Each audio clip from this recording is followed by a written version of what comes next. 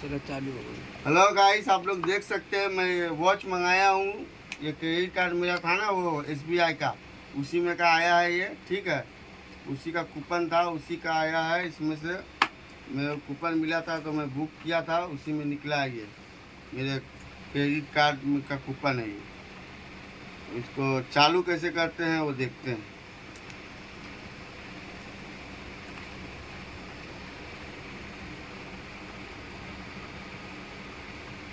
देखो गाइस, ये चालू हो रहा है ना,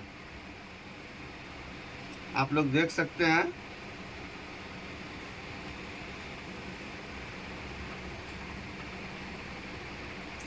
अच्छा, ये स्क्रीन टच है, स्क्रीन टच है गाइस, आप लोग देखिएगा। चल ठीक है, बंद कर दे आप।